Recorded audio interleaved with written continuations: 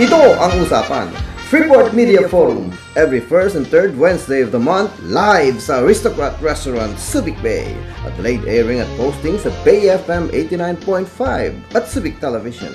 Freeport Media Forum, para sa importante at makabuluhang usapan, handog sa inyo ng SMSBF, samahan ng mamamahayag sa Subic Bay Freeport, Olonga po sa Palis at Bataan, at Aristocrat Restaurant, Subic Bay. Freeport Media Forum. Magandang umaga, minsan pa, nandito na naman po tayo sa ating forum ito, Subic Media Forum. At tayo po ay mapapakinggan sa 89.5 AM at syempre sa ating online television, Subic Television. At syempre kasama natin ang ating mga miyembro at opisyales ng samahang mamamahayag sa Subic Bay Freeport, Olonga po, Zambales, Bataan, at syempre itong aming nasa kanan muna, nakakanan si Will Capulong ng NAO at ng Standard, si Ray Garcia sa Palibanulo naman ng Headline Central Luzon, Gitnang Luzon, at yung Manila Standard at News Center. At ang ating mga kasamahan sa SMSBF, si Alex Galang ng Philippine Star, si Fred Paguma ng POMA, si Jeff Balo ng ABS-CBN, DZMM, si Dr. Jay Saison ang ating broadcaster. And hindi pa tayo papatumpik-tumpik. Ako naman, si Vic Viscocio Jr. Siyempre, ang ating diary naman ay Subic Bay News at lumis po tayo ng pakikremate. Oy, si Cecil hindi nag-register. Si Cecil Garcia. Ito yung better half ni Ray Garcia. Mag-si she's better. Ray Garcia, Manila Standard. At sa pag-view po natin. Mapalag po tayo, kasama natin ngayon bilang special guest ang pamunuan ng Bureau of Customs Port of Subic. Siyempre, ang kilala-kilala, sikat sa buong mundo, si General Arnulfo J. Marcos sa ating kaliwa. Sikat sila po. Salamat na, salamat na Subic. Sa aking grupo ng media forum, Freeport Media forum, na-invite kami and to discuss with yung agenda is yung accomplishment namin. So thank you very much for inviting us.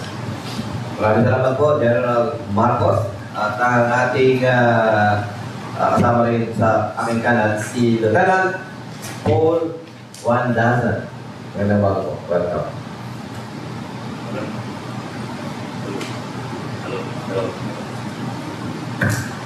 Hello.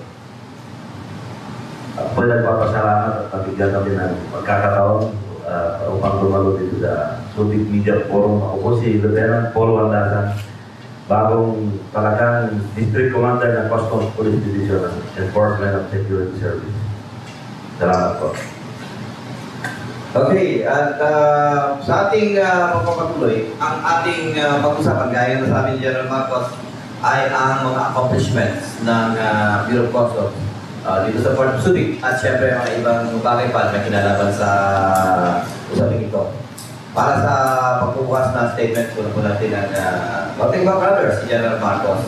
Po ba ang general status or standing na ating performance dito sa Subic?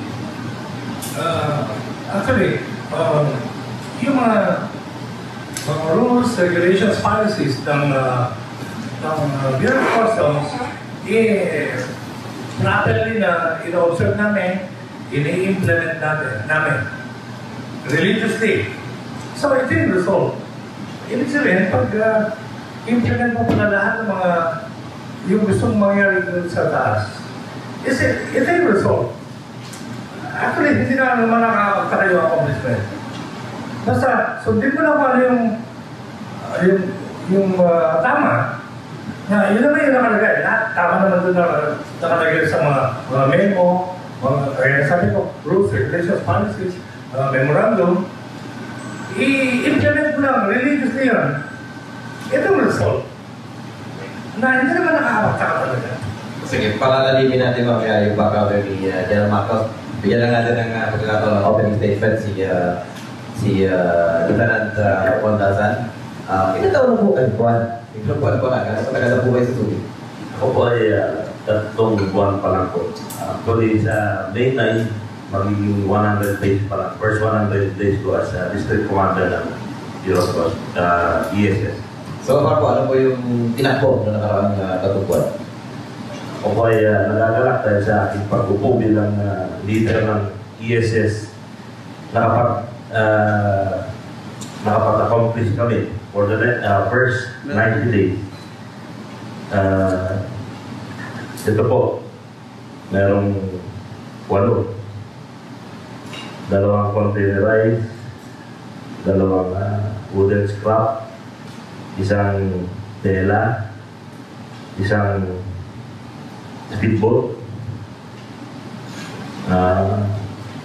Yung sa CIS naman, yung makina na nakalulad sa Hilux, and then the recovery of 1 missing document. Okay, sige. Mamaya, palalagin natin yung mga pakinian. Mayroon katanungan ng ating kasama si Ray Garcia. Konting background lang sa pagtatalaga kay General Marcos at kay Lieutenant Pondasan. Alam po ninyo, ang pagka-point po sa kanila ay part po ito ng isinagawang paglilinis dito sa Bureau of Customs. Dahil alam naman po natin lahat na ng mga nakaraang administrasyon, bahagi po sila ng mga reformang ginagawa ni President Aquino. So, nandito na kung sa alaman ng mga nakikinig po sa atin at ng mga nanonood, si General Marcos at si Lieutenant Pondasan ay parehong PME graduates. No? So, siniguro ng pamunuan ng administrasyon na mga stricto at matitinong opisyal ang ay talaga dito sa Subic. Tanong ko lang sa inyo, sir, si General Marcos.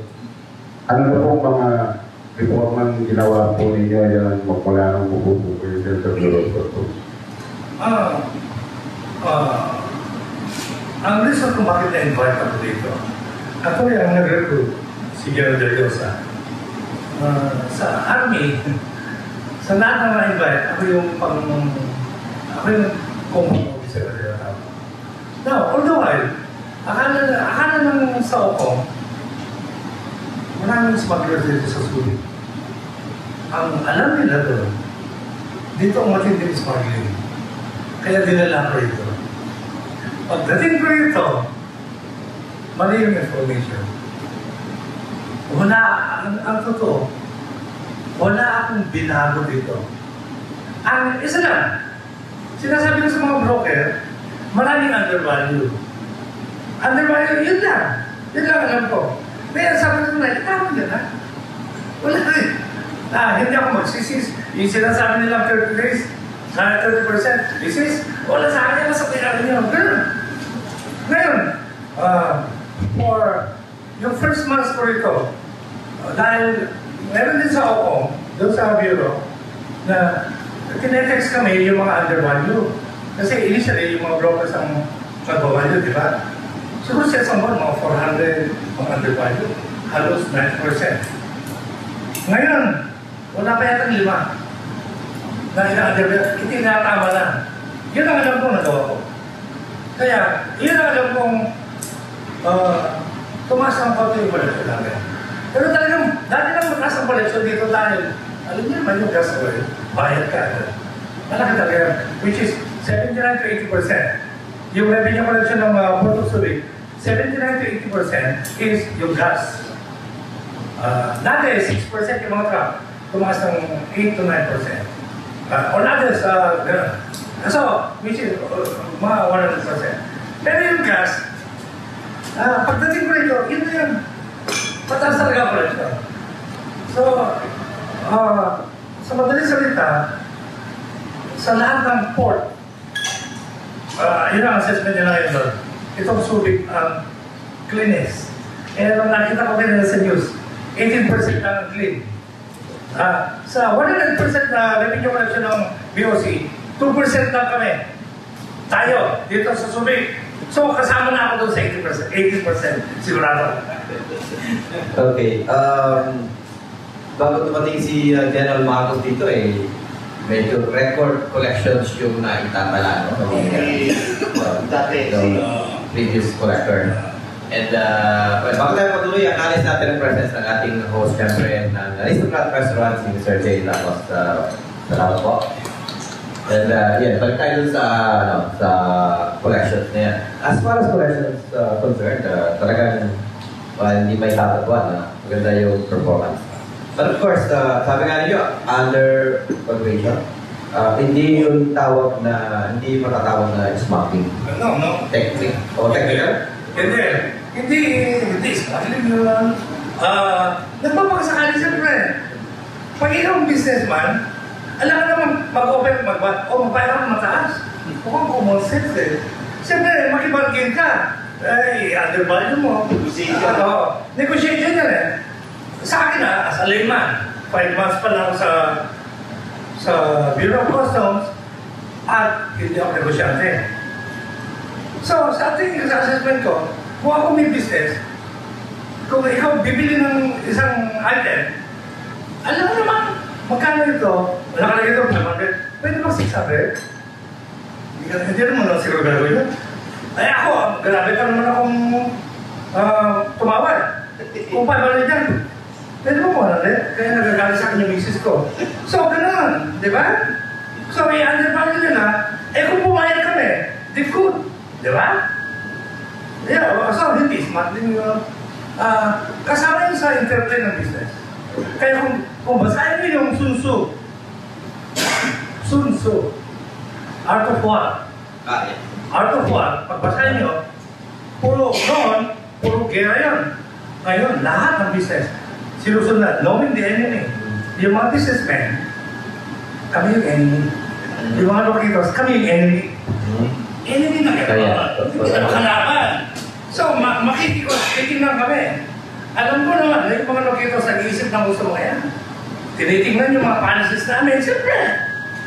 Kasi business eh. Paano mo mangyayari yung undervalue kung yung mga babayaran ng tax subject to blue book value? Actually, i-undervalue nila. Negotiation yun. Itatama rin namin. Ayun sila, di ba? Itama nila na. Ngayon, as per rule, pag 30% yung undervalue, isis na. Pag 30% na. Below the actual value. Isis na yan. Subject to seizure. Seizure na yan. Okay.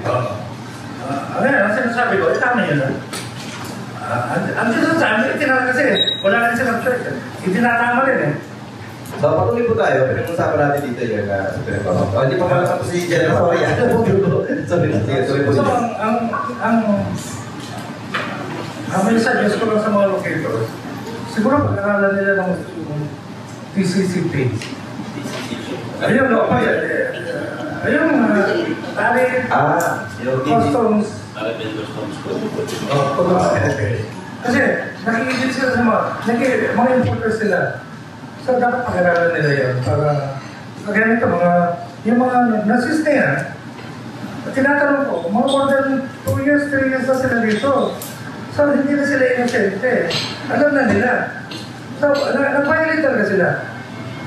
Of course, kung ano yung consequence, hindi ko makontrol yung prosecutor at saka yung hearing officer na in-invite namin. Inisyo ako ng warrant of seizure and detention. And then, kung ano man ang recommendation ng yung hearing officer, ayun ang masusunod. Okay, napag-usapan na rin lang yung mga seizure. Gusto mabalikan ito eh. Meron balong seizures si Lieutenant Wandasan for the past 3 months. And ano pong ibig sabihin niyan? Ano yung nangyayari? At meron pa rin tayo na muling mga ganyan. Actually po ito, walang huli dito. Hindi po lahat huli ng ES. In fairness to other units, just like the Customs Intelligence Investigation Service of CIS. Meron din po silang huli na isang kahoy, yung wooden scrap, consigned to Wela. 2 containers from John DNC, Ito na lang po. Yung ano po, yung mga hotel na yan ng kahoy ba yan? Nasa papuntang Wela. Bakit po ba hinuli yan? Ano po ba ang problema? Ang violation po is 2530 is Tariff and Customs Code of the Philippines in relation to yung IRR ng SBMA. So lumabas po siya na walang papeles, apparently walang pinagbayaran. So that's pure smuggling. Tapos yung pang sumunod, yung 14-wheeler truck na may nabanda na po niya, women's truck din. Ang 14-wheeler truck na with the plate number CTA 625, yun nga po yung Wela. And then yung pang-apat, 6-wheeler wing van loaded with Anuben off-cut fabric. So tela po ito. Consigned to Pactex Subic Bay. Palabas siya ng SBMA, wala rin pong papel. So ang violation, mostly ang violation po dito is 2530 in relation to yun nga sinasabi ko, IRR ng SBMA and yung IRR ng Customs CAO 4-93 po. So, basically po itong mga huli ito ay hindi ito yung mga sinasabi nating organized at big time. Ay hindi naman po kasi mostly kung based on doon sa pangyayari sa investigation namin, hindi naman sila yung talagang batikan o kumbaga ginagawa nila dati. Mostly hindi rin aware yung driver, hindi rin aware yung company na gano'n nga po yung nangyayari. So, kumbaga, sulpot lang yung pangyayari. Ayun, yun yung kung nakita yung sinasabi ni General na mga palusot. O sige, meron lang question sandali yung ating kasama si Willie Capulong. Hello. Ibig mo sabihin, itong mga nahuli nyo, hindi talaga notorious swingers. Kasi dito karamihan, nahuli nyo, mga swingers, siniswing eh. Di ba? Hindi nila alam. Dapat siguro, magkaroon ng kampanya ang BOC sa mga locators. Sabihin na, basta pinasok dito sa Freeport, di ba, kahit yung mga kao, kahit na pinagsamakan, kailangan pag inalabas nila, yung mga scrap na buwibilit sa kanila, so kailangan may papeles at babayaran yung corresponding tax doon sa mga kargamento. Saka yung anumang, pag pinasok dito, kailangan may, pagka ilalabas, may dokumento. Kung yung bringing, di ba, meron tayong mga bringing, katulad ng kwan, kailangan meron din dokumento. Dahil pagka nahuli sila, hindi lang sa magiging hassle, kundi gastos pa dahil mapipilitan sila mag-hire ng abogado dahil may kaso yan. Kahit na malit naman yung amount, no, na kumpis ka, ang batas ay batas. Totoo yun. Kasi lahat ng kargamento, we presume na paggaling po ng Freeport, the moment na lalabas gusto sa Customs Zone, maliit man o malaking bagay yan, kailangan nila magkaroon ng gate pass. So bago sila makakuha ng gate pass, magsisecure muna sila ng payment ng duties and taxes sa Customs. Kasi lahat ng palabas, assume na imported materials po yan. Isa follow-up question ko po. Marami tayong gate dito, no? Yung meron tayong 14th Street, Tipo, number 1, Tipo Gate, 14, Kalaklan, Rizal, at saka yung sa Morong. Natuto po ba ito? Meron kayong mga tao sa mga gate na yan? O yun lamang major gate ang meron kayong tao? Ang SBMA po, nagkaroon ng 9 gates. Right now, hindi po namin na bibigyan lahat ng tao doon. And then, just recently, nag-request ako ng tao doon sa higher headquarters sa ESS director namin to provide more personnel para maman ko yung gate.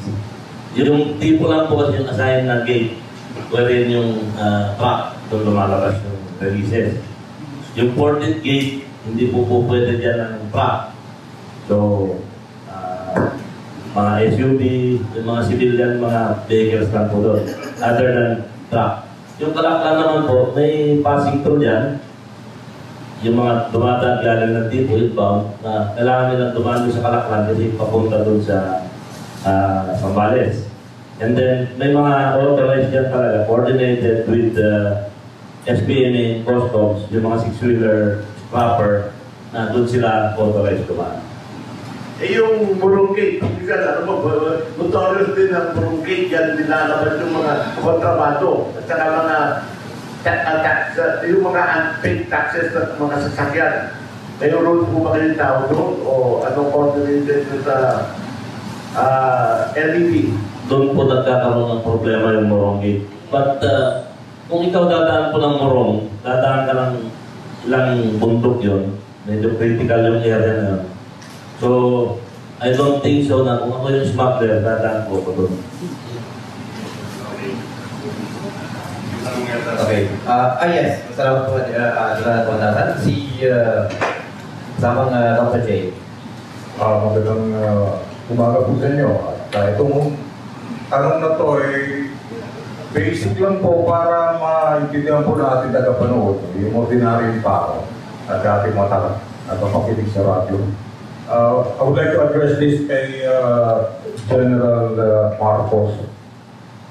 Para po sa ating mga nakikinig, nanonood, hindi nila makita o mag-visualize.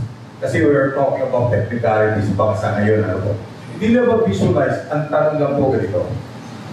Gaano ba karami ang dumarating sa custom sa pangkaraniwang araw?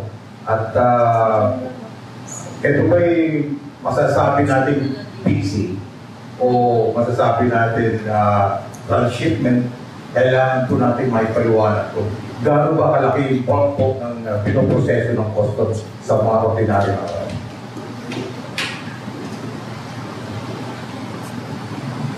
I apologize. Hindi ko nadala yung mga assessment. Yung mga specifics doon, yung figures na tinatanong mo, sila nakakalam. Kasi may mga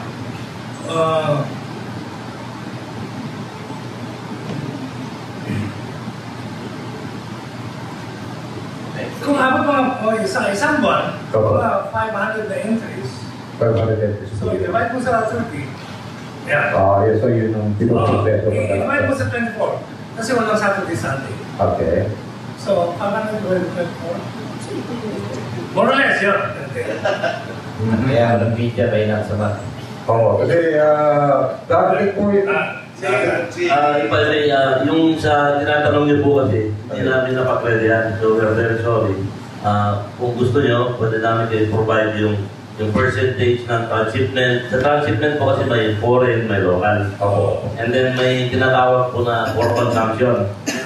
And then merong warehousing. Papunta po sa mga pesa.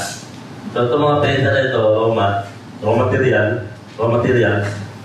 maaaring gagawin doon, then babalik dito for export. Aside from that, meron yung mga export na hindi na lumalabas ng Subic.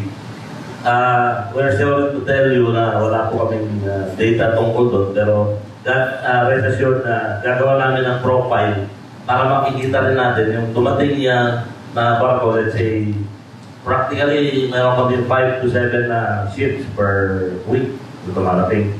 So, mabuti nga po at natanong yung question na yun kasi one of our function is also to i-plug yung mga link. Kasi we have to understand na ito po yung report, mahirap po talaga ang trabaho sa report pag ikaw yung customs. Mas madali po sa ordinary report. Pag file ng entry, release. Dito po kasi ang daming kailangan i-monitor, ang daming kailangan yan, lalong-lalo na, sinasabi ko, out of 9 gates, kukunti lang po talagang may customs na kapatid. Okay, is it some follow-up question pa? Sige. Okay, ito po, enlightenment sa mga ordinaryong tao kasi akala nila pagdating na ito, ganito, so marami pong klaseng kinukonsidera. Kaya ako tinatanong mo po ito, dahil darating ang panahon na mag-i-entertain na kayo ng mga loading ng mga kargamento ng galing Maynila. Totoo po yun. Yun po tinatawag na mga port user. Yun yung mga hindi na registered locator dito or registered enterprise na pwedeng gumamit doon sa NCT natin. Okay, as palalalimin natin yung usapin yan mamaya sa ating pagbabalik. Ako pa rin po si Vic Viscocho Jr. At yung ating kasama ko lang si Ray Dugog ng TikTok ay nandito na. So, kung po kayo natin, babalik po ang Subic Freeport Media Forum sa masusunod na sandali.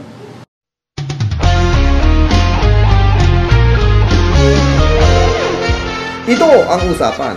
Freeport Media Forum, every first and third Wednesday of the month, live sa Aristocrat Restaurant, Subic Bay.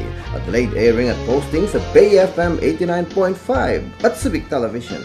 Freeport Media Forum, para sa importante at makabuluhang usapan, handog sa inyo ng SMSBF, samahan ng mamamahayag sa Subic Bay Freeport, Olonga po sa Sambales at Bataan, at Aristocrat Restaurant, Subic Bay. Freeport Media Forum. Nagbabalik po ang Freeport Media Forum dito pa rin sa Aristocrat Restaurant. Courtesy ng ating kaibigan si Sir J. Ramos. Ako po si Vic Viscocho Jr. Kasama sa panel dito sa head table si Willie Capulong at si Ray Garcia at syempre ang ating mga special guest si Collector Marcos at si Lieutenant Juan Dazan. Kanina mayroon tayong nabitin na question. Pero ito'y nalalapit na rin doon sa question ni Ray Garcia. Siguro pwede mo nang i-post yung question mo tungkol sa mga paglilipat ng trucks mula Manila. Yeah, go ahead. Ray? Hindi, kasi ngayon pinag-uusapan ngayon sa Manila dahil nga masyado ng congested ang Manila at inutos na ni Manila City Mayor Joseph Estrada na iban na ang mga cargo trucks doon dahil talagang sobra na ang sikip dahil diyan sa malaking ang pagsisikip niyan ay dahilan dun sa presensya ng mga trucks diyan. Sir, may plano na i-divert na dito yung lahat ng cargo trucks na papasok at lalabas dito sa Central at Northern Luzon. Dito na padaanin sa Subic Port. Ano po bang plano ngayon ng Bureau of Customs para maisusog itong paghahanda dito sa ganitong sitwasyon? Sir? Actually, we are ready. Kahit anong volume dito ang papasok. May mga nagtatanong sa akin, mga taga Manila. Pinupuntahan ako sa opisina. So na-find out nila na one day ang processing lang sa amin. Ang bilis. Ang bilis ng processing. Isa yun siguro sa nagawa ko. Ina-explain ko parang sa mga tao, sa mga employees, na meron tayong responsibility sa taas, sa higher headquarters. Meron tayong responsibility sa unit natin. Meron tayong responsibility sa isa't isa. Pero ang pinakamatinding responsibility natin, yung nagpo-produce ng accomplishment natin. Sino mga ito? Yung mga importers, yung mga brokers. So, kailangan, bilisan natin yung pag-facilitate. Yun man lang ang trabaho natin. Sinasabi ko, palagi ko sinasabi sa kanila. Bilisan natin mag-facilitate. Para kung mabilis, mas marami pa tayong ma-facilitate. Sa tingin ko, isang reason yun kung bakit tumaas ng konti yung presentation collection namin. Sa nakikita ko sa observation ko. Kasi previously, nung una kong na-meet yung mga brokers, yun ang unang reklamo nila. Sir, mabagal. Sabi ko, mukhang yun na lang ang trabaho namin. Bakit mabagal pa? Nakita ko yung tarpaulin na, ito, 2 minutes, matatapos to. Ang bilis naman pala. Mamaya, mabilis na talagang process. Mamaya, dahil bago nga lang ako rito, hindi ko alam na may nagawa pala ako sa bandaran. Sa portion na yon. Ngayon, yun ang sinasabi ko sa yung mga galing Manila. Sabi ko, we are ready. Kasi, ang bilis ng processing dito. It doesn't matter kahit kokonti kami. Kahit kokonti, wala pa yata kaming 40. Wala pa kaming 40 na employees. Pero kaya namin. Hindi, para sir, mabigyan ng kalinawan, ano ba tong accomplishments, ano ba tong mga, baka pwede nating banggitin yung inyong collection performance for the first quarter and for the month of April para sir magkaroon ng mas malinaw na pag-uusap po tayo. Kagaya ng sabi ko kanina, malaki na dati ang collection ng more than na talaga yung binigyan na target sa amin. Nandal nga doon nga sa gas oil. Ngayon, pag may compare ko yung last quarter, kasi na-assign ako nitong November 18. So, nakita ko yung November at saka yung December. So, mataas na kami, pero yung 1 billion is parang panaginip pa lang. Mahirap i-attain. Ngayon, kahit ayaw namin yata mababa na yung 1 billion. Ngayon, itong April ba yan? Yes, April is naka 1.43 billion kami. Ako na, billion, 700 plus, 800 yata. Ako na nga nagsasabi sa mga employees ko, huwag nating paabutin ng 200%. Why? Baka next year, yung 8.5 billion na target namin sa isang taon, baka gagawing 17 billion. Kaya huwag natin i-hit. Ako na nagsasabi sa kanila, huwag natin i-hit yung 200. Yep. Ilagay na lang natin sa susunod ng buwan. Ayoko ma-hit. Ano po yung 1.4 billion? Yung isang buwan? 1.43 billion, isang buwan. Sa isang buwan? Isang buwan. Ano to? Highest ever? Highest ever. Yeah, sa history. Highest ever. Record high for Port of Subic ever since na Yes. yung 1.3 billion hindi pa na-surpass yung for the month of April alone, hindi pa nagkaroon ng record na ganyan yung Port of Subic. Yun nga, kaya na-cut short attention ko. Pag dumating na yung mga taga Manila, Diyos ko, ay talagang mag-18 billion na kami next year. Ngayon, 8.5 billion ang target namin sa itong calendar year 2014. Ang worry ko, pag makita nilang mahit na namin 200%, kahit isang buwan lang, makita, uy, nagto 200%, idoble na natin. Yun ang worry ko. Habang yung mga ibang districts, ang worry nila, kung paano makuha yung target nila. Ako naman, ang worry ko, baka mag 200% ako, magdoble next year.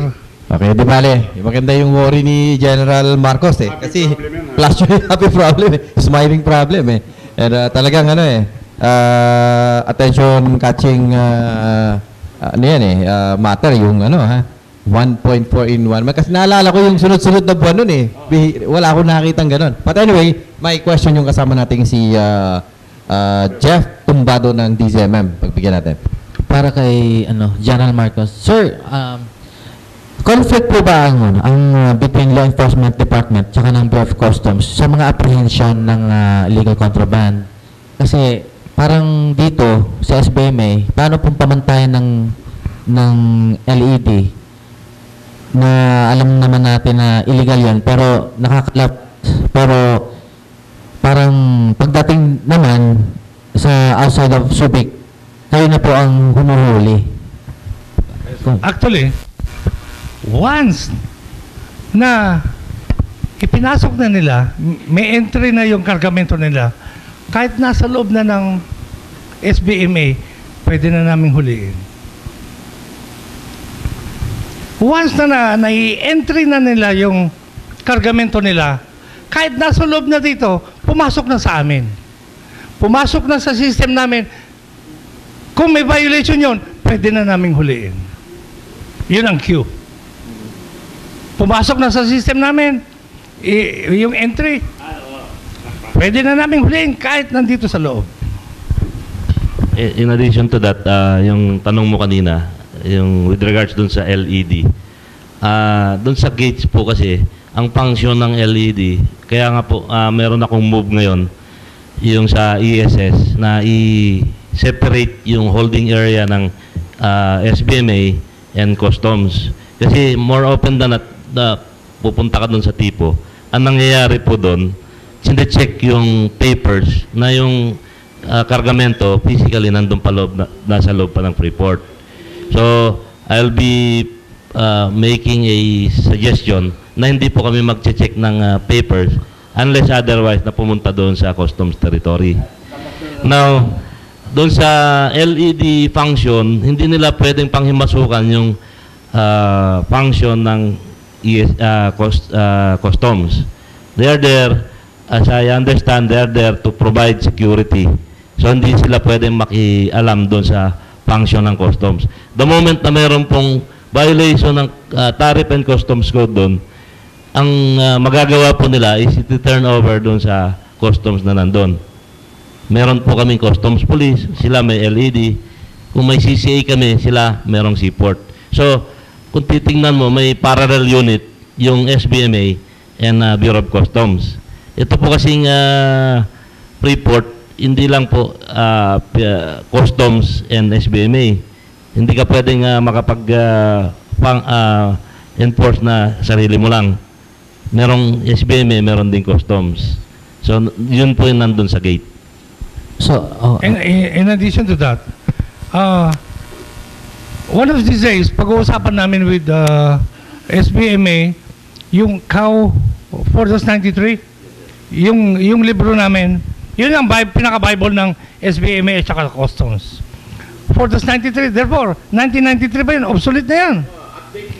Yung pag-influx ng IT, yung pag-influx ng IT, technology, yung mga computers na ito, obsolete na yung 1993. 1993 na COW, yung 4-93. Yun ang pag-uusapan namin.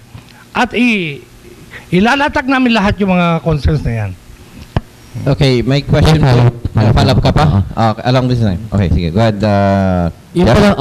Yung mga previous apprehension natin, naka-imbak lang doon sa customs compound. Gano'n na po katagal yun? At paano po ang plano ng kagawaran para kumbaga may benta? O gaano katagal? Okay. Yung ba yung sinasabi, yung mga previous? Yes, yung mga previous. Okay. Kasi, for auction yun. Yeah, Pag upo ko, nakita ko nga, kaninang, nagbabayad ba tayo ng warehouse dyan? Sabi ko, hindi. Yun lang yung 502. Yung building 502. Hindi kami nagbabayad doon. Pero kami nagbabayad ng kuryente. Siyempre, pinairam. Pero kami, or may rent din yata yun. May utang nga kami. So, immediately, sabi ko sa auction, igawa mo ng dokumento ito, gawa mo ng inventory, at i-request natin sa taas na i-auction yan. Sabi ko, para mawala naman yan. Ang pinaka-reason ko talaga, nahihiya ako kay SBMA. Kalat-kalat yung mga gamit namin na yung mga previous na seized. Yun siguro yung tinatanong mo. General, ang ibig ata sabihin ni Jeff, yung mga nakaparada doon sa tapat ng opisina nyo, mga kwan. Ongoing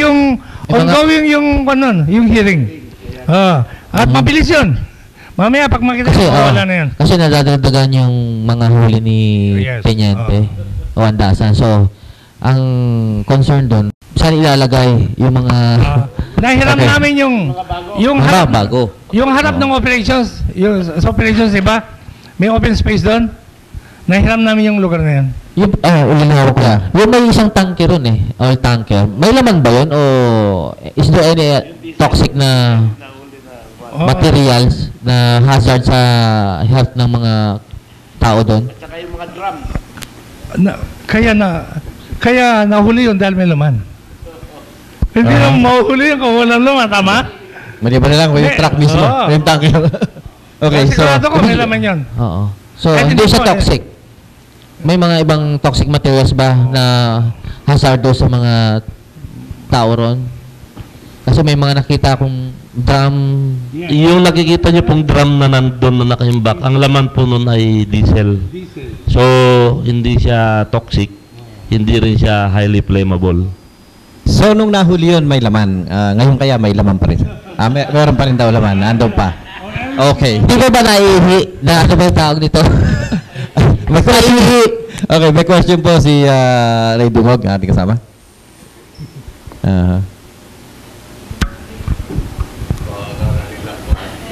Okay. Nilino ko para sigurado. Meron daw. Nandun pa.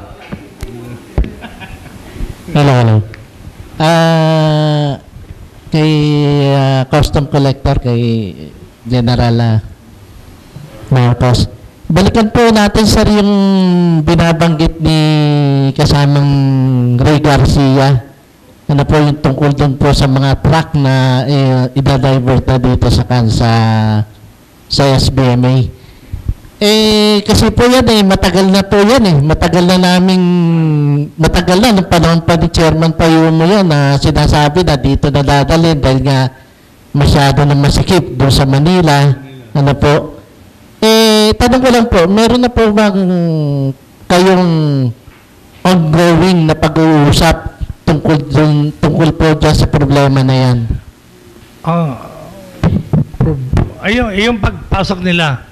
Yes, sir. Para naman lang sa ganun ay lumuwag yung ating kuwan sa Metro Manila. Siguro ang unang makakaalam ng information na yan is yung SBMA. Yung SBMA. So far, wala pa naman nagpa-process sa amin. Para pag may mag-process ng mga bago, doon namin malalaman na may pumasok na. So far, as far as I know, wala pa. Pero marami na nagsasabi. Lalo na yung gas oil,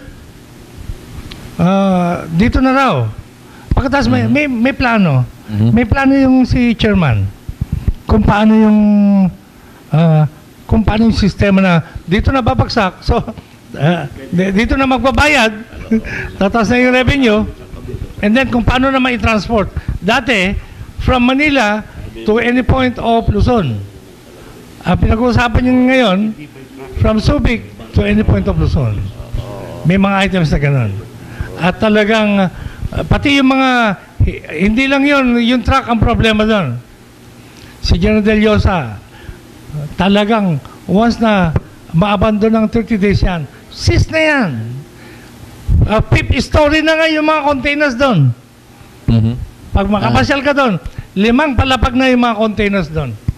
Okay, may related question si Willie Capulong. Hindi, gusto ko lang ipaabot sa inyong kaalaman kasi member ako nung nag-attack palagi dun sa Maritime Technical Working Group na create ni Chairman Garcia.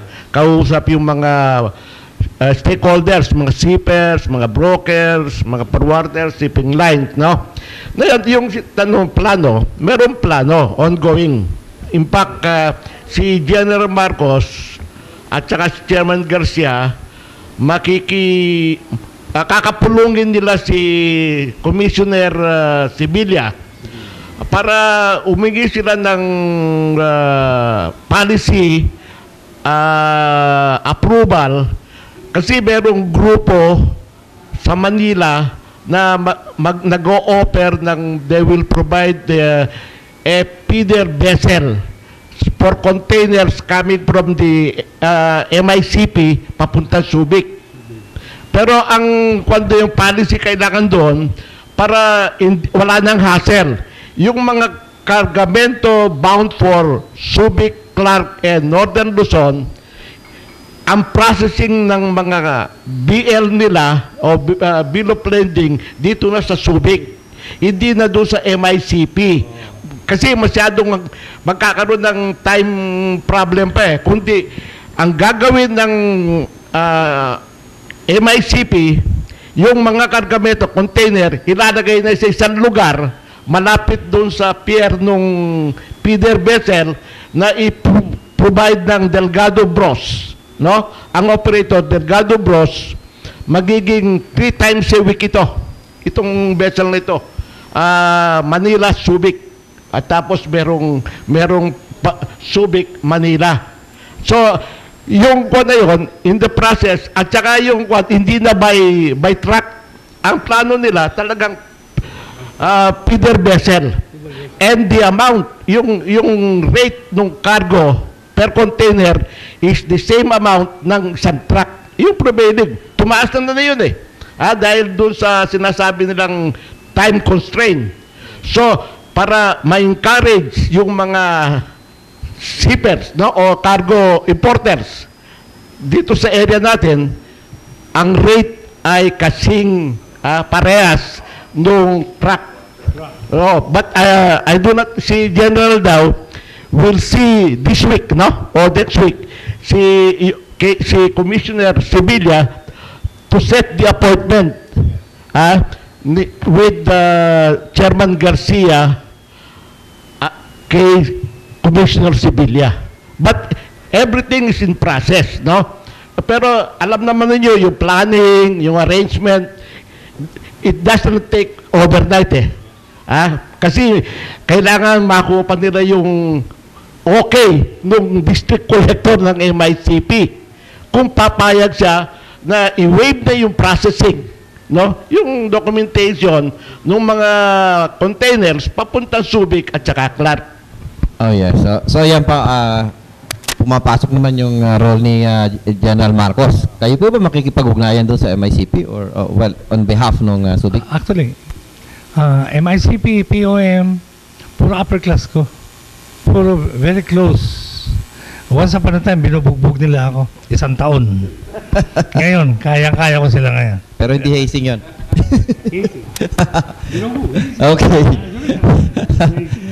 Wala pa naman anti-hazing nun eh. Si General, MICP, si General De La Cruz. Very close ko. Very close talaga. As in, very close. Yung proximity ng kanis. So, minutong very close. Very close. Ganon din sa POM, si General Mendoza. Very close. Ang epekto lang po kasi nun, sir, pagka nag-transfer yung itong mga kargamento talaga na ito is intended for MICP, POM.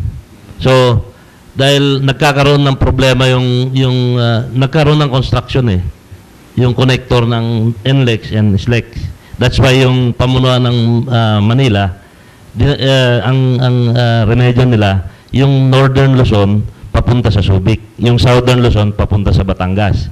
So, you could just imagine yung target nila, hirap na silang kunin, and yet mababawasan pa sila ulit.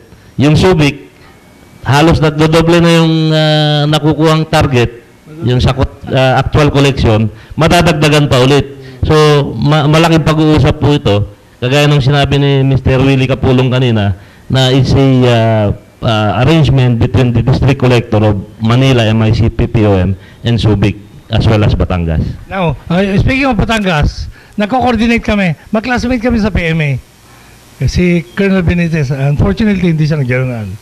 Tinawag niya ako kapon. Makoy yung tawag na sa akin. May pumasok na ba dyan? Na galing Manila? Wala pa yata, sabi ko. Sa'yo, wala pa, sabi niya. So, hindi pa gumagalaw yung mga taga Manila. Hindi pa sila gumagalaw. Pero sabi niya, mukhang mas choice nila dyan Dito na sa Subic ang choice nila. Hindi ko lamang reason. As I see it dun sa last meeting ng Technical Working Group ng Maritime, nangungulit na yung mga forwarders kung ano talagang figure doon sa cost ng feeder vessel. At least kung maliit man lang yung difference, tataas man lang ng konti yung cost, pwede na nilang patusin yon. So, kung mas mababa, mas maganda.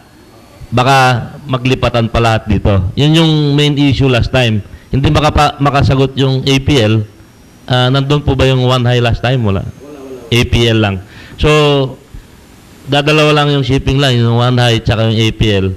And out of that, APL lang po nandun. Hindi rin makapagbigay ng figure. So, malinaw po dito sa usapin ito na kailangan ng political will para ma-implement lahat yan. Kailangan mayroon ding pukpok galing sa taas para umandar lahat yan Dahil kung papabayaan lang ng higher authorities na dito lang sa baba gumagalaw, mukhang mahihirapan dahil may mga nag-oppose dahil nga yung kanilang koleksyon hindi nila lalong mamimit. So, kailangan na konting pukpukin ng higher authorities magkaroon ng political will para actually, may move na po tungkol dyan.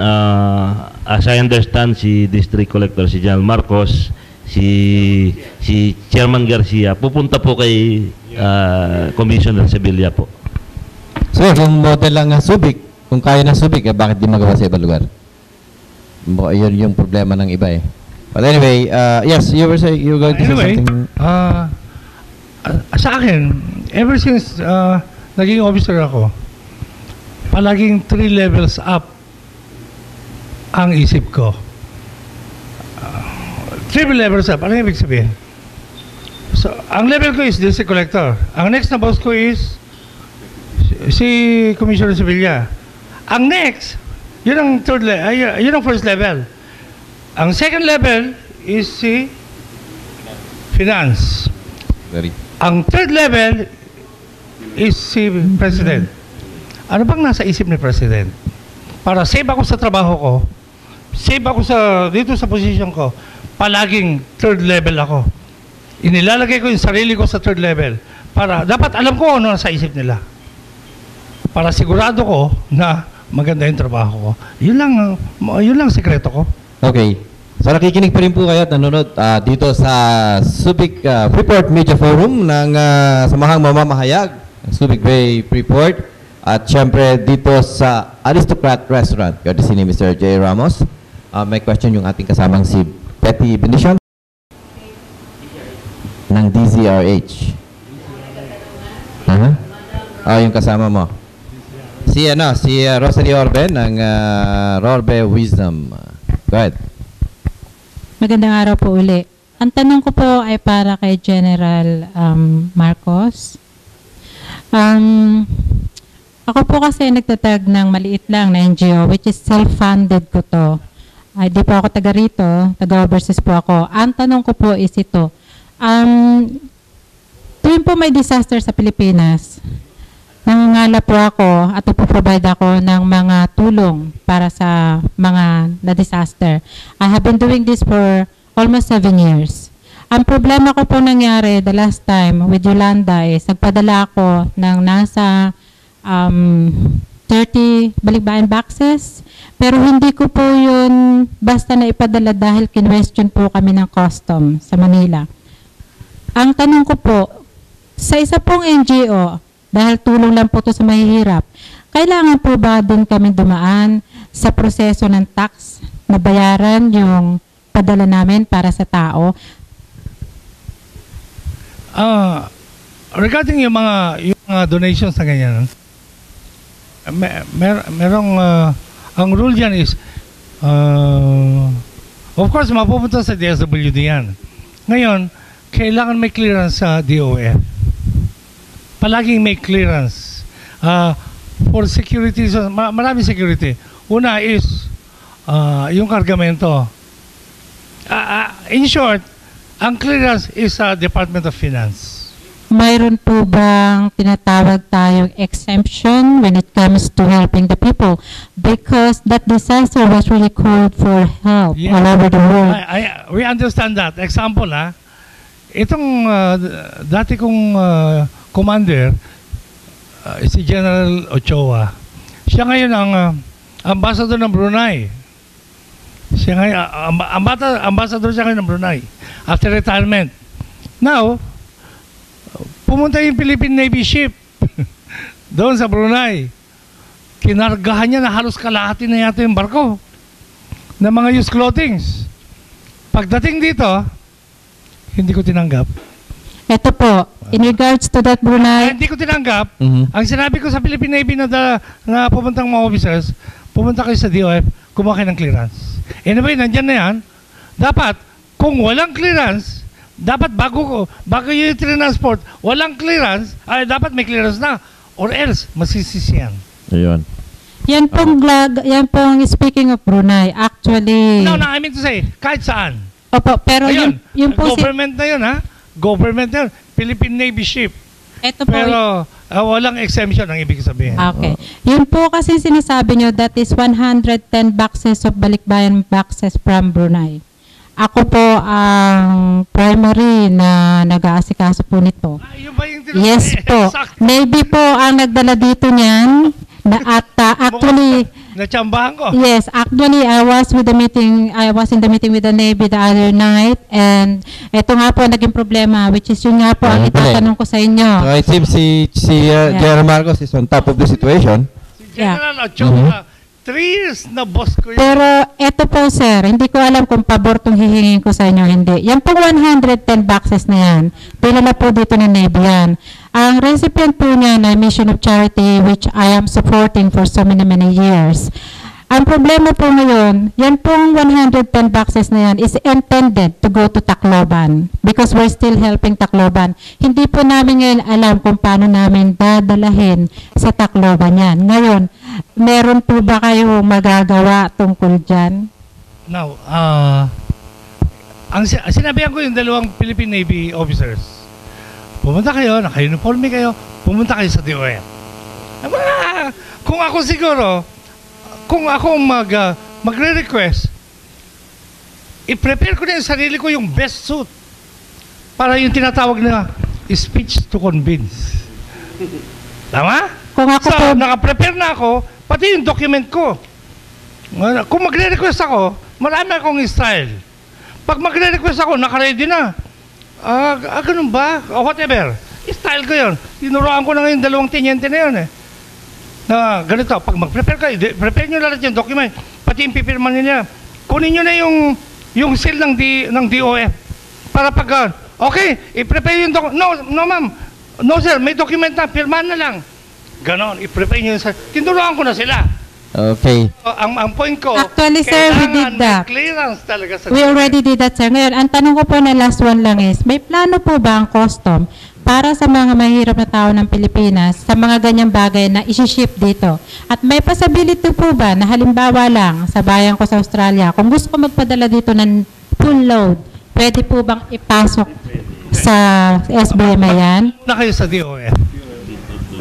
Department of Finance.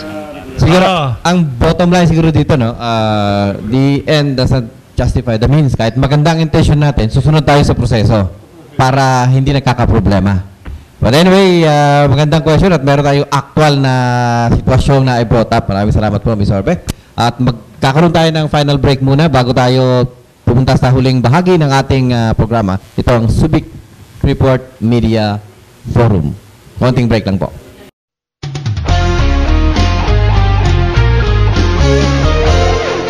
Ito ang usapan.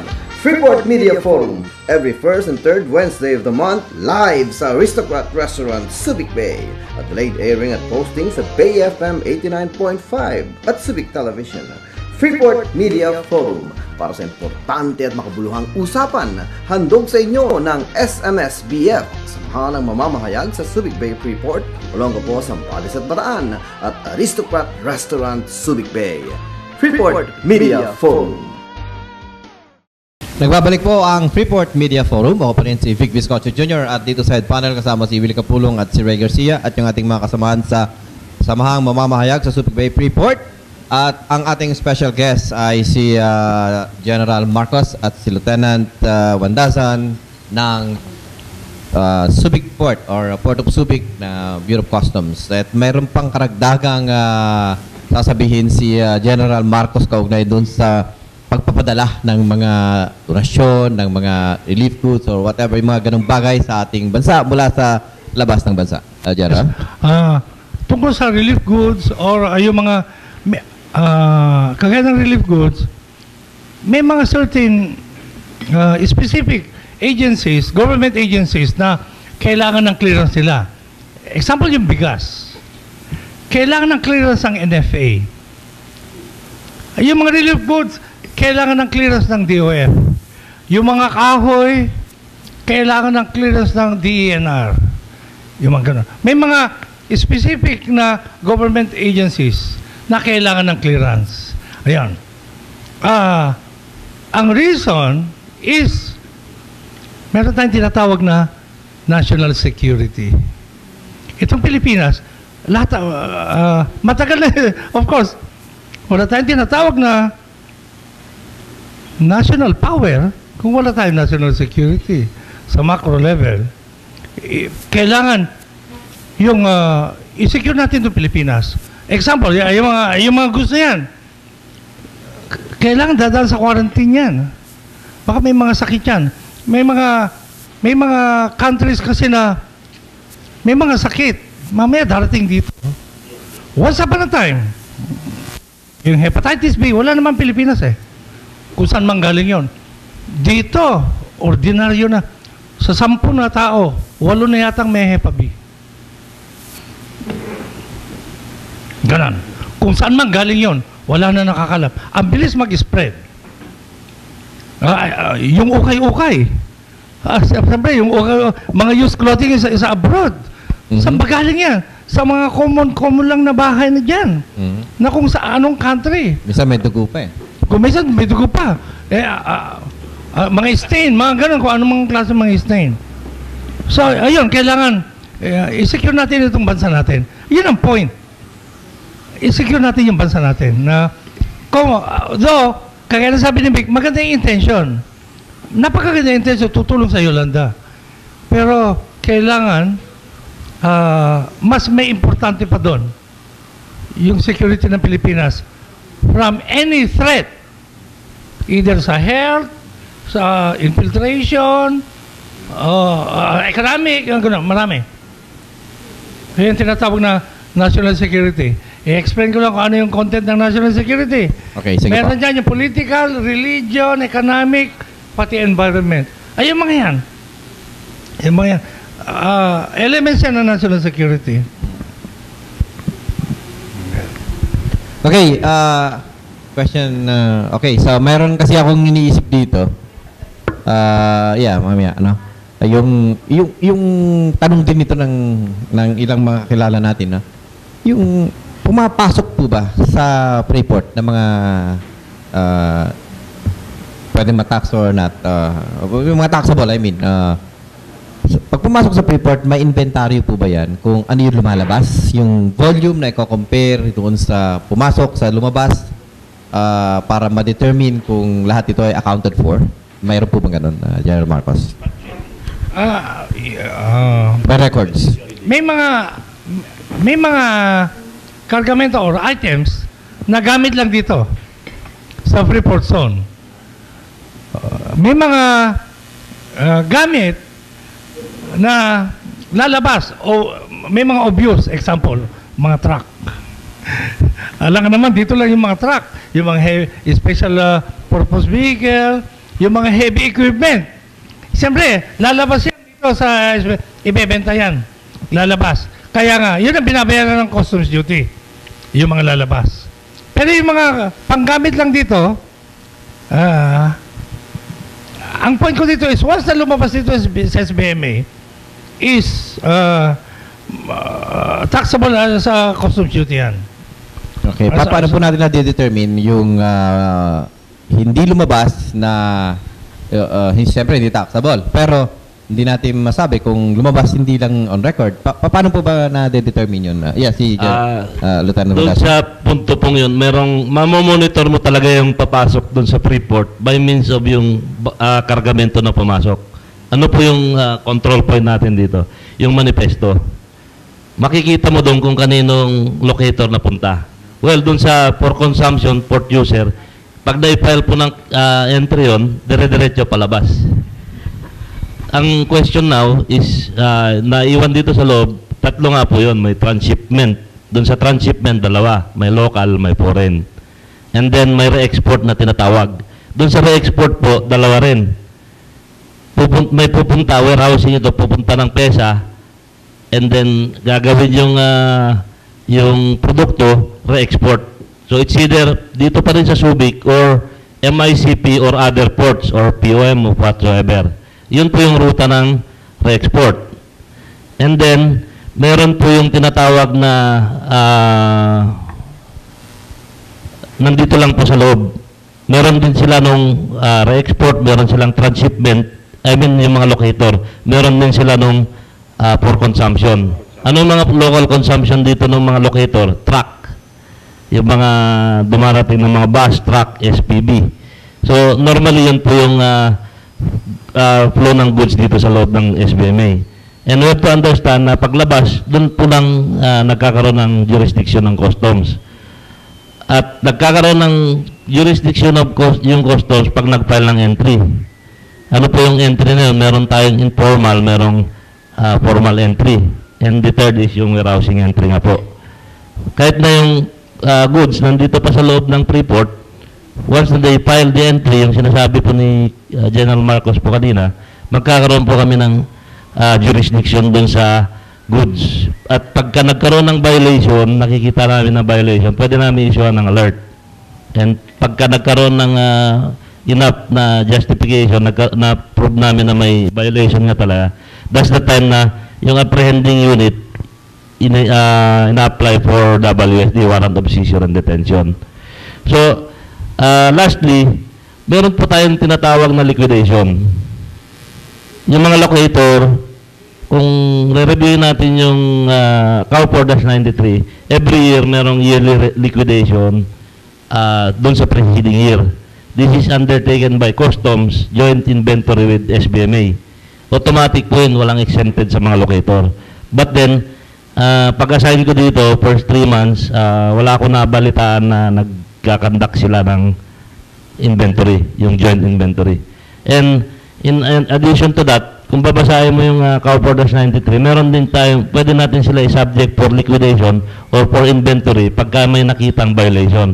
Just like yung mga nahuli po natin dito, yung PACTEC, yung mga locators and other locators na nahulihan, pwede po natin i-subject for inventory. So doon po natin makikita kung yung pinapasok niya ay magtutugma doon sa nilabas niya. Yan lang po. Teniente, siguro pwede mo na rin banggitin, no, related din dito, yung ginagawang proseso ng LEOF, yung fuel marking. Kasi yan yung mga consumable items na pinasok dito, pero inalabas na walang payment of taxes. So, paano natin monitor? Pakipaliwanag nga po itong fuel marking system. Base po doon sa briefing sa amin ng SGS, one time, during my first few weeks, pumunta po yung SGS sa akin, briefing kami kung ano yung fuel marking is all about. Yung fuel marking scheme, hindi rin na ipatupad ng maayos yun. Kasi ang coordination nun, pagdating ng barko, lahat ibabayad yun. Yung mga exempted, yun ang mamarkahan, and then yun ang for rebate ng oil company. Ano itong mga i-rebate na ito? Yung mga consumption inside the Freeport, provided doon sa CRTE niya, eligible siya for tax exempt. And then yung for bunkering. And then yung intended doon sa Sinirara Port, Sinirara Mining, doon sa Antique. Yun po yung nire-rebate nila. So, pagdating pa lang ng barko, wala kaming tier. Bilang nandito kami sa customs, kami yung nangongolekta ng duties and taxes ng oil. Sasabihin nila, matindi ang oil smuggling sa Subic. How could that be? Pagdating pa lang ng barko po, naibayad na ng buong duties and taxes yan.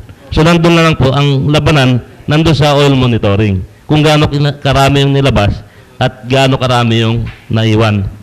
Nandun po sa tank farm yung laban. Ayun. Okay, so ngayon kasi may mayroon ng binabayaran kaagad at i-refund na lang. Prepaid, pero may rebate. Gaano kalaki po ba yung nagre-rebate? Malaki po ba yung mga kailangang yung mga pagka kasi nagamit sa loob, eligible for rebate. Pero kapag inilabas, so wala nang i-rebate. Gaano kalaki po ba yung mga rebates natin? Wala po tayong figure dyan kasi depende po doon sa pangangailangan ng Petron, kagaya ng Petron Total, ano pa yung mga ibang Flying Bee. Okay. I mean yung mga gas station po na nagbebenta dito sa loob. Okay. Sila po yung entitled ng rebate.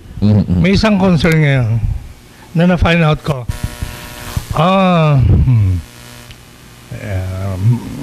Hindi ko lang kung magagalit yung mga gasolina dito. Ang source ng gasoline nila doon sa Bataan. Sigurado nakikinig sila dito. Ang source ng gasoline sila is Bataan. Walang marking doon. Papasok dito. Gagamitin dito. Mabilis yung turnover ng mga kolektor. Mamaya, baka next year wala na ako. Mag-request sila ng refund ngayon. Doon. Magagawa nila yan. Pero Magagawa nila yan. since Ang isang kailangan na magpa-refund ka is kailangan may clearance ka ng marking clearance. Unfortunately, sa Bataan, walang marking. So, hindi mo kailangan ng clearance doon. Anyway, since na-brought up dito yan General Marcos, mukhang magagawa ng paraan to bago dumating sa punto. Okay. Siguro, pwede na tayong pumunta sa ating mga parting statements, no? Sa ating pagsasara ng ating version ngayon ng Subic Bay Freeport Media Forum. Unahin na natin si Lieutenant Juan Dazan. Unang-una, nagpapasalamat po kami sa pamunuan ng Enforcement and Security Service, particularly yung Subic District Office under the Customs Police Division. Dahil na pagbigyan kami para i-presenta yung konting accomplishment na nagawa for the first, let's say, 90 days. Rest assured na my command will continue kung ano man yung nasimulan. Sa katunayan, during the Lenten season, in-intensify namin lalo yung kampanya laban sa smuggling, particularly doon sa pure smuggling, kagaya nga po ng mga nahuli namin. So, ito nga, Tuesday, Martes Santo, speedboat yung nahuli, which was exiting Tipo. Madaling araw po yun, around 1 a.m. So, we are just giving the message na kung may mga nagbabalak pa na iba para gawin yon, nandito lang po kami para sila ihuliin. Huwag silang mag-alala. Nakabukas po yung aming isang mata kahit yung isang mata ay nakapikit. Ika nga. Yan lang po at maraming salamat.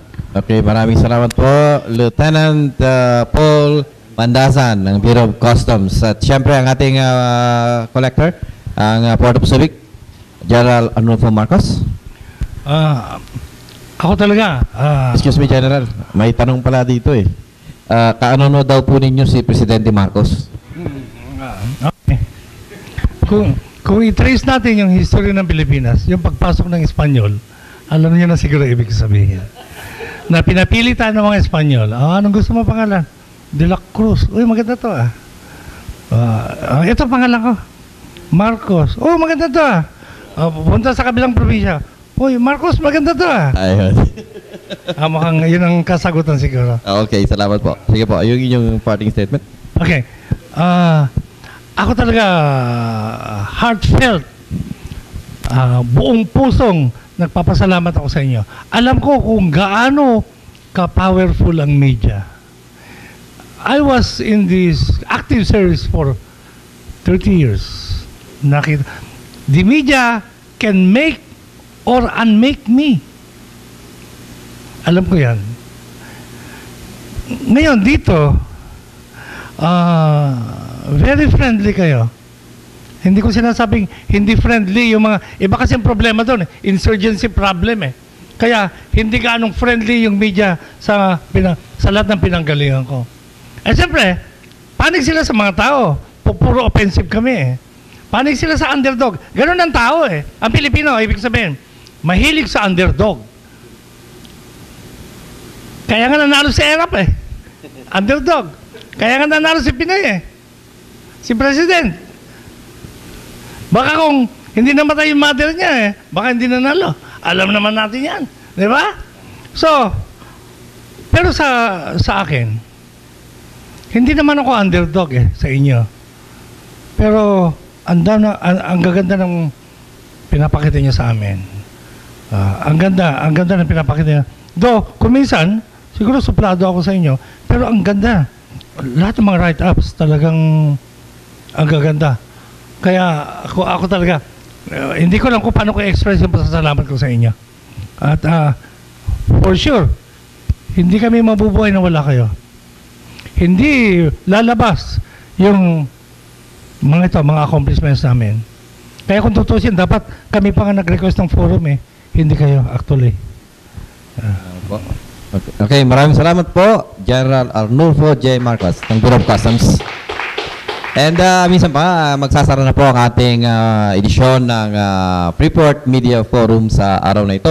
Siyempre, pasalamat tayo sa Aristocrat Restaurant kay Mr. J. Ramos, kasama na yung Subic Homes.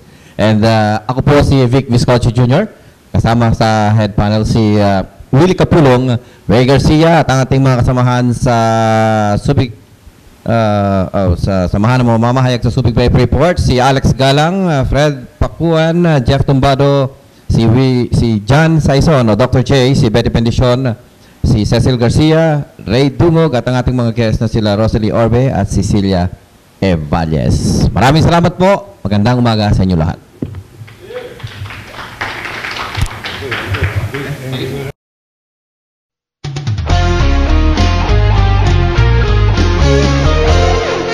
Ito ang usapan. Freeport Media Forum, every first and third Wednesday of the month, live sa Aristocrat Restaurant, Subic Bay, at late airing at posting sa Bay FM 89.5 at Subic Television. Freeport Media Forum, para sa importante at makabuluhang usapan, handog sa inyo ng SMSBF, samahan ng mamamahayag sa Subic Bay Freeport, Olonga po, Zambales at Bataan, at Aristocrat Restaurant, Subic Bay. Freeport Media Forum.